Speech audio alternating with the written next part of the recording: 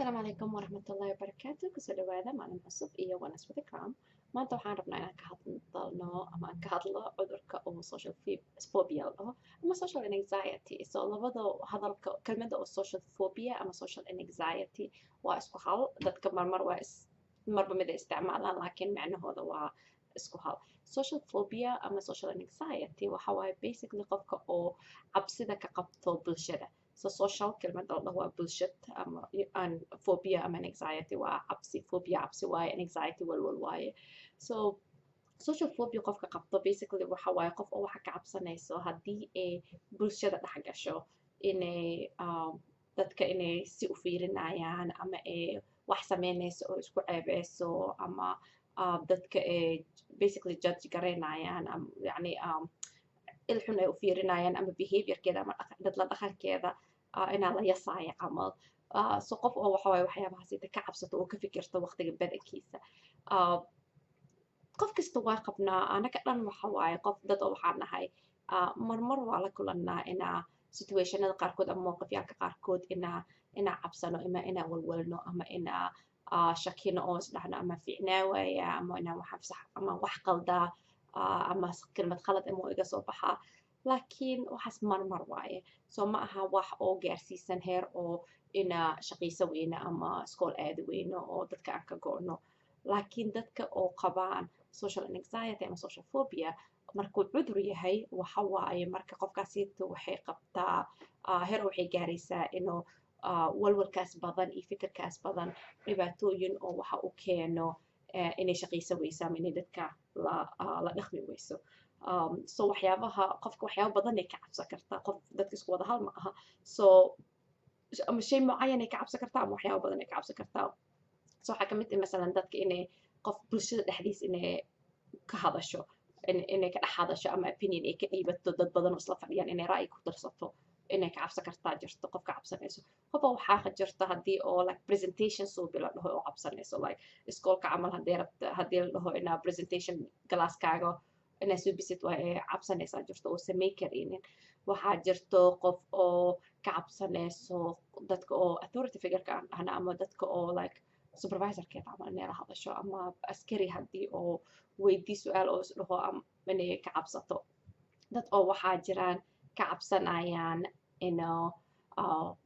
dad public places inay wax ku cunaan masalan maqaayad camal inay fadhiistaan cunto ma cuni karaan ama qof iyadoo kasoo horjeeda inay cunto cuni karin oo iscabsanayaan ama isdhahayaan oo qofka hebela ku fiirahooso fargeetada qalad ma u wadaa ama mindida cunto badan maa cunoosaa saxankaaga waxa ku jiro maybe wax oo fiican inuu ahayn maybe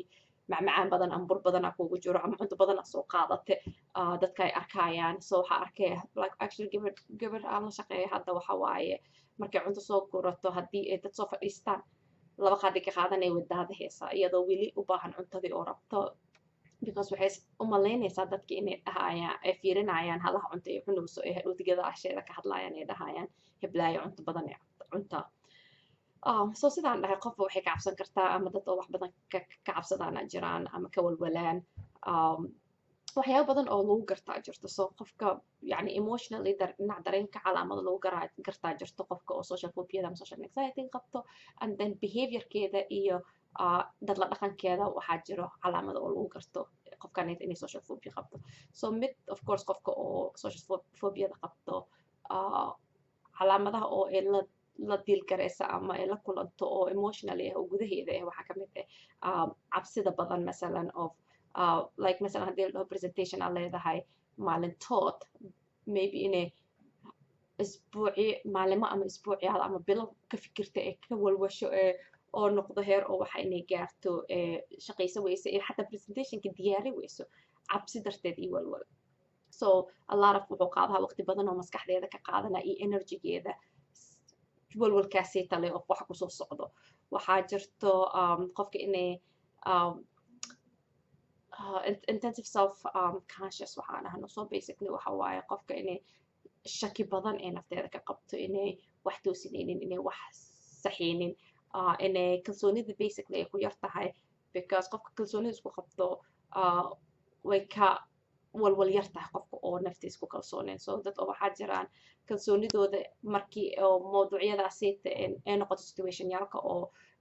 dadka public ah inaa ka hor dad inaa group of people ama dad koox oo dad inaa la hadashid camal inay ku kalsooneen naftooda laakiin markay kaligood yihiin ay iskaroon yihiin aa dhici karto waxay u malaynayaan cabsida badankood waxay ka cabsanayaan inay isceebeeyaan so ceebeys ma isceebeeya ama ama isceebeeya is like a big thing for them waxaa kaloo jirta jirkooda waxyaaba calaamadada ka saayo so midda ugu weyn waxa waaye qofka oo social phobiada qabta markii oo situationada ee jecleen inay istaagto haddii lagu qasbo oo la istaajiyo maybe inuu wejigeeda gaduuto camal inay caloosha xanuunto oo laba qabato qarahu qaacayaan walwal dartiisa neefta inay ku cashoonto oo neefsawaysa dhici karto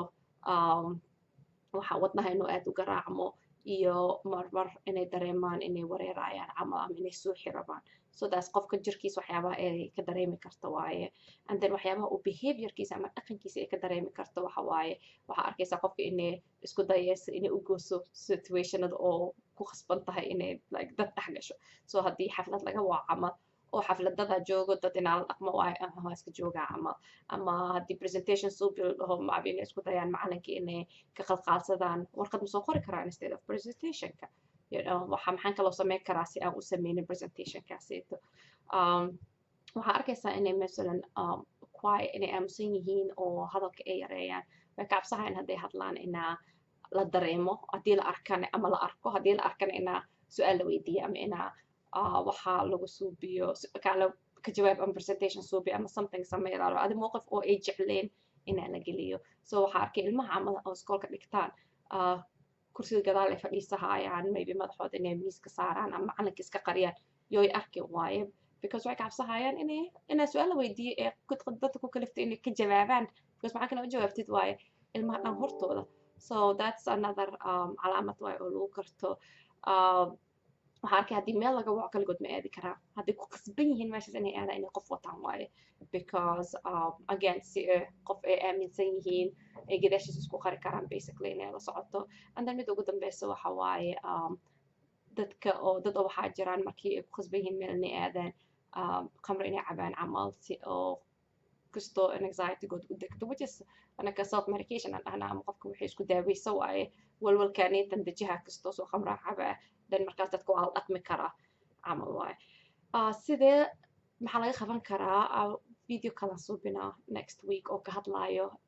maxaa waaye waxyaabaha aad samayn kartid si oo aad social anxietygaaga